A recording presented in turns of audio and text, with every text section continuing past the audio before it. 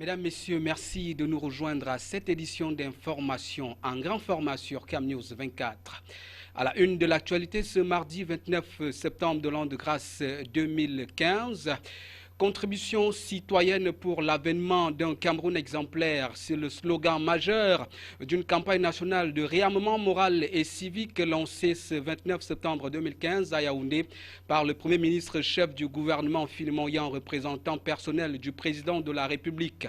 Le contexte, les acteurs et les axes majeurs de cette mobilisation républicaine à suivre au cours de cette édition. Un vent nouveau souffle entre la coopération Cameroun et Autriche. C'est à la faveur d'un prêt bonifié d'un montant chiffré à hauteur de 3 milliards 279 millions de francs CFA octroyé par le gouvernement autrichien au Cameroun. Cet avant-goût des fruits de la coopération entre les deux pays est destiné à la construction de nouveaux bâtiments au centre de formation professionnelle d'un Konsamba. Les détails de cet accord entre le Cameroun et l'Autriche à suivre dans ce journal. Et puis en sport football, comme l'histoire de 1001 nuits, le président élu de la FECAFOOT prend fonction demain, mercredi 30 septembre à Yaoundé. Tombi Aroko Sidiki et les autres membres du bureau exécutif vont passer certainement la nuit la plus longue de leur vie avant de prendre le fanion après 2 années du comité de normalisation. Retour sur la fatidique journée de l'Assemblée générale élective d'hier dans cette édition du journal. Une fois de plus, bienvenue au journal Éducation civique et intégration nationale. Le ministère de la Jeunesse et l'Éducation civique répond à l'appel du président de la République, Paul Biya. Le lancement officiel de la campagne d'éducation civique et d'intégration nationale a eu lieu ce 29 septembre à Yaoundé, au Hilton Hotel. C'était sous le haut patronage du chef de l'État, représenté par le Premier ministre, chef du gouvernement Philemon Yan, en présence d'un parterre impressionnant de personnalités. Reportage Jean-Pierre Bitongo, Marcel Vondo, Abin, Donald Agnozoa. Les techniques d'intervention de la campagne Ma contribution citoyenne pour l'avènement d'un Cameroun exemplaire vont être adaptées à chaque catégorie de la population, jeunes, adultes et personnes du troisième âge, à travers l'organisation des conférences, des tables rondes, des causeries éducatives. Les groupes cibles ne sont autres que les structures scolaires, extrascolaires, universitaires, des grandes écoles, les milieux professionnels, les structures de communication, les associations des chefs traditionnels, les formations politiques, les organisations de la société civile, les associations de jeunesse, les confessions religieuses et les milieux carcéraux. Tous les intervenants à cette mobilisation gouvernementale sont unanimes qu'il faut mettre en œuvre des résolutions et recommandations du colloque international sur l'éducation civique et l'intégration nationale organisé à Yaoundé en juillet 2013 et dont l'objectif est de lutter contre le mal camerounais qu'est l'incivisme.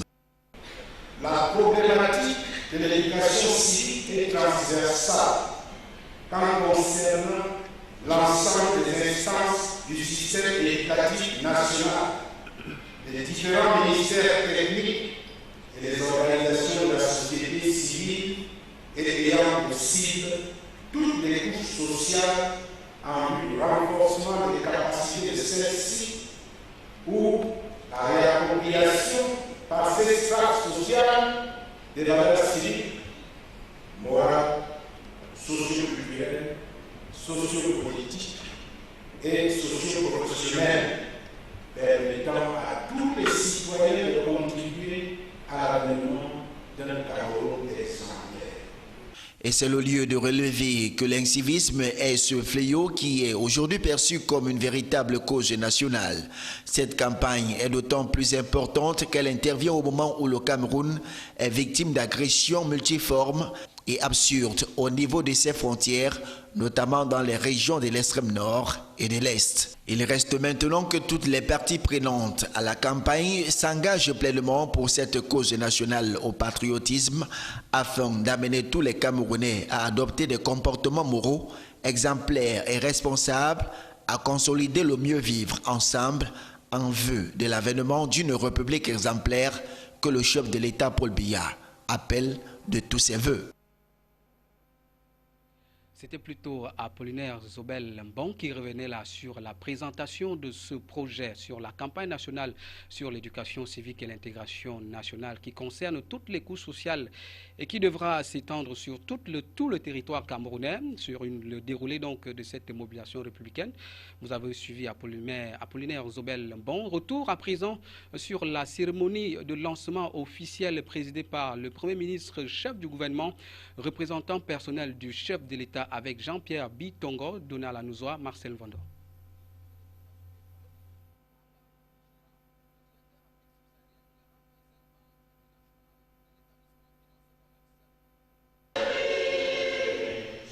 Il n'y a pas longtemps, le président Paul Biya, constatant la dégradation des valeurs sociales dans son pays, appelait avec insistance ses compatriotes à arrimer la société camerounaise à un nouveau code de conduite devant constituer le socle du développement durable du Cameroun dans sa marche irréversible vers l'émergence à l'horizon 2035. Pour ce faire, le ministère de la Jeunesse et de l'Éducation civique a initié cette campagne dont le thème est « Ma contribution citoyenne pour l'avènement d'un Cameroun exemplaire ». Et l'hôtel Hilton de Yaoundé a connu une ambiance toute particulière ce 29 septembre 2015.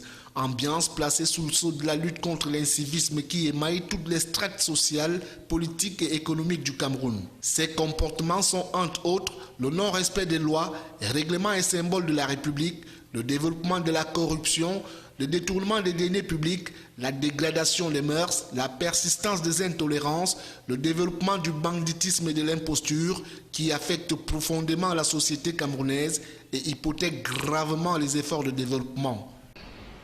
Sous la conduite éclairée du président Paul Biya, le gouvernement ne ménagera aucun effort pour vous accompagner encore des quêtes qui vivent ensemble harmonieux et de promotion socio-économique. C'est sur cet engagement solennel que je déclare officiellement lancé la campagne nationale d'éducation civique et d'intégration nationale sur toute l'étendue du territoire national. Il est question au cours de cette campagne qui se déroulera sur toute l'étendue du territoire camerounais d'amener les populations à consolider le mieux vivre ensemble, de développer en son sein le sens de la vigilance et de la solidarité, de consolider les valeurs d'unité, de paix, de tolérance et de cohabitation pacifique. Pour ce, des kits pédagogiques ont été remis aux 10 délégués régionaux de la jeunesse et de l'éducation civique pour les activités retenues par région par les gouverneurs, conformément aux réalités immanentes à chacune des régions sur la base des cas d'incivisme répertoriés dans chaque circonscription administrative. Information en bref dans ce journal. Le Cameroun en guerre contre Boko Haram aux grands hommes. La patrie reconnaissante. Les hommages ont été rendus cet après-midi à l'inspecteur de police principal Ladé Eli, qui a donc entrepris au péril de sa vie de désarmer les kamikazes qui ont perpétré des meurtres et attentats à Mora le dimanche 20 septembre dernier, laissant donc 5 personnes sur le carreau. Ce héros national a payé de sa vie en protégeant ainsi la vie des milliers d'autres Camerounais. Il a été élevé ce jour officier de 2e grade et fait chevalier de l'Ordre national de la valeur à titre posthume. C'était au cours d'une cérémonie que présidait le délégué général à la Sûreté nationale, Martin Mbargangele. Un pas pour parler de l'économie avec la coopération Cameroun-Autriche autour de la construction du centre de formation professionnelle de Konsamba. La Raiffeisen Bank International va donc financer les travaux. Il s'agit d'un prêt bonifié du gouvernement autrichien d'un montant de 5 millions d'euros, soit 3 milliards 279 millions de francs CFA. La signature de l'accord de financement du dit projet s'est déroulée hier, lundi 28 septembre, à la salle de conférence du ministère de l'économie, de la planification et de l'aménagement du territoire. Le compte rendu Salomon Foué et Marcel Vandoaben. C'est le ministre de l'économie Emmanuel Nganou-Djoumessi qui a paraphé les documents pour le compte de l'État du Cameroun. En face, le rituel était assuré par Guillaume Abargouijira, le directeur Afrique subsaharienne de la Raiffeisen Bank International, un établissement financier commercial de droit autrichien. De l'avis du contractant, il s'agit d'accompagner le Cameroun dans ses efforts de développement à travers la formation professionnelle sur laquelle sont adossées l'ensemble des filières de croissance. La Raiffeisen veut accompagner une croissance déjà existante nous finançons des projets qui ont été décidés par le gouvernement camerounais et nous les accompagnons. Ce n'est pas nous qui venons décider quel type de projet devrait être financé. Donc, il est très important d'avoir le support politique qui est derrière. Donc nous sommes là pour supporter les projets, le gouvernement, les projets gouvernementaux. Nous sommes là pour supporter le plan de développement gouvernemental. Et nous pensons que c'est le seul moyen d'atteindre une croissance juste et une croissance qui va aussi permettre à la Raiffeisen de tirer son profit de cette coopération, tout en permettant bien sûr au gouvernement de la République du Cameroun d'atteindre ces objectifs. Le projet objet de la présente convention porte sur la réhabilitation de 2 bâtiments existants et la construction de 2 nouveaux bâtiments. Ces ouvrages vont principalement accueillir les ateliers dans les domaines relatifs à la mécanique automobile, la machinerie agricole, les constructions mécaniques, la soudure industrielle, l'usinage industriel et les métiers du bois. Le centre de formation professionnelle d'Nkonsamba constitue la première manifestation concrète de l'éligibilité du Cameroun au programme de prêts concessionnels mis en place par le gouvernement autrichien. Dans le viseur de cette nouvelle coopération, il se dessine la perspective d'un accord cadre de financement d'un montant de 5 millions d'euros pour le financement des projets à fort impact de croissance dans divers secteurs. Il s'agit de l'agro-industrie, la diversification de la production locale, l'énergie et les infrastructures de transport. Retour sur Info avec la journée mondiale de lutte contre la rage célébrée donc hier 28 septembre 2015. Le gouvernement camerounais privilégie la piste de la vaccination de masse des animaux de compagnie. Objectif, réduire donc le taux de mortalité dû à la rage à travers le monde. On parle de 70 000 décès par an. Au Cameroun, la situation n'est pas aussi alarmante, mais prévenir vaut mieux que guérir. Salmon Fouet, Marcel Vando, Abin, Eric Tuche. Ensemble, finissons avec la rage. C'est le thème retenu par la communauté internationale qui célébrait ce 28 septembre 2015 la journée mondiale de lutte contre la rage. Au Cameroun, les responsables du MINEPIA, le ministère de l'élevage, des pêches et des industries animales, ont procédé au lancement officiel de la campagne nationale de vaccination de masse des animaux de compagnie contre cette maladie qui fait de très nombreuses victimes à travers le monde. Parallèlement, un atelier sur les stratégies de contrôle de la rage au Cameroun a ouvert les portes à la délégation régionale du MINEPIA. Celui-ci était organisé à l'intention des responsables de la direction des services vétérinaires et ses thématiques étaient axées sur la lutte contre les chiens errants, la sensibilisation des populations et la vaccination des chiens, chats et singes. D'après les statistiques présentées par l'Organisation mondiale de la santé, la rage tue chaque année près de 70 000 personnes à travers le monde. Plus de 95% des cas humains de rage sont du fait de morsures de chiens infectés, le chien étant présenté par les experts comme le principal réservoir de la rage. Pour contrôler, gérer les risques d'infection dans la population et éradiquer au mieux cette zoonose, la vaccination de masse des animaux errants et domestiques constitue la principale barrière entre la source animale et la pathologie de l'homme. Il est à rappeler que la rage est endémique au Cameroun. Seule la maîtrise des chiens errants et un comportement responsable des propriétaires des animaux de compagnie sont à prévoir pour diminuer le nombre de cas humains. Du sport à présent dans ce journal Fekafou, Tombi Aroko Sidiki prend donc fonction demain 30 septembre 2015 à Yaoundé. Le nouveau président élu et le bureau exécutif de la Fédération camerounaise de football vont mettre ainsi un terme à 2 années de normalisation à l'instance fêtière du football. Retour sur cette journée fatidique qui a vu le sacre de Tombi Aroko face à Robert Atta hier lundi avec Jean-Pierre Bitongo, Joseph Ateba, Michel Ateba. La page de l'époque d'Ia Mohamed est désormais tournée après 26 mois de crise. S'ouvre alors celle de Tombi Aroko Sidiki. C'est lui, l'actuel président de la Fédération camerounaise de football. Aussi, son élection ce 28 septembre 2015 pour un mandat de 4 ans vient mettre un terme à la normalisation qui a duré plus de 2 ans avec plusieurs prorogations du mandat du dit comité qui était présidé par le professeur Joseph Owona. Sur les 76 délégués attendus à ce scrutin ce jour, 74 ont répondu présents L'élection s'est déroulée en présence des représentants de la FIFA et de la Confédération africaine de football. Il convient de signaler que sur les 18 membres de la liste de Robert Rata, 16 ont voté contre lui. Le directeur technique national adjoint numéro 3 n'a bénéficié de sa seule voix, outre seul d'un de ses colistiers. Peuvent se frotter les mains David Mayebi, Alium Alade, Francis Veng et Antoine Padou et Sobayenga. Ces 4 mousquetaires qui se sont longtemps opposés au régime sortant reviennent aux affaires. La seule présence de leur nom dans la liste de l'ancien secrétaire général de la FECAFOOT faisait dire à certains observateurs avertis que la voie était toute tracée pour que Tombi Aroko Sidiki devienne le nouveau président de la fédération.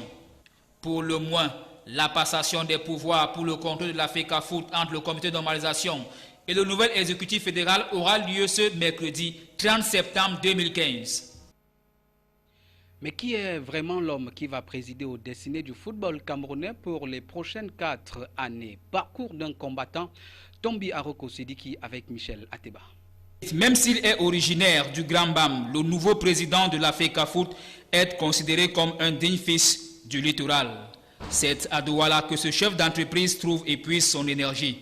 Musulman à la faveur d'une reconversion, Tombi Aroko Sidiki est aussi considéré comme le dauphin de l'ex-président de cette instance, aujourd'hui en prison. Celui qui était encore avant sa mise en congé administratif par M. Joseph Owona, secrétaire général, n'a jamais vraiment caché ses ambitions pour le poste de président de cette fédération. Il semble d'ailleurs que les textes de la fédération lui déroulent quasiment tapis rouge. Son élection ce 28 septembre 2015 n'est donc pas une surprise pour beaucoup d'observateurs. Présent dans le milieu du football depuis 1978, l'homme compte travailler en étroite collaboration avec les autorités administratives pour effacer l'image de bad boy attribuée à la fédération. En conférence de presse vendredi dernier à Yaoundé, le nouveau président dit miser sur 3 concepts pour diriger le football camerounais grâce à son carnet d'adresses riche. La collaboration, le rassemblement et l'action seront ses maîtres mots. Secoué par les affaires de corruption et de détournement, il est dans le viseur du tribunal criminel spécial depuis plusieurs mois aujourd'hui. Ce journal s'achève, mais avant de nous quitter, retenons que le Cameroun veut réarmer sur le plan moral et civique ses fils et filles. C'est l'objet d'une campagne nationale baptisée « Ma contribution citoyenne pour l'avènement d'un Cameroun exemplaire », lancée ce jour à Yaoundé par le Premier ministre, chef du gouvernement, représentant personnel du chef de l'État. Il s'agit de restaurer des valeurs citoyennes républicaines, mais surtout de promouvoir l'intégration nationale, gage de paix et de prospérité. Et puis FECAFOOT, c'est demain l'entrée en fonction du nouveau président élu Tombi Aroko Sidiki et les autres membres du bureau exécutif, synonyme d'adieu pour le comité de normalisation présidé par le professeur Owona. Merci de votre aimable attention. Sachez que l'info continue sur CamNews 24 et sur www.camnews24.com. Bonsoir.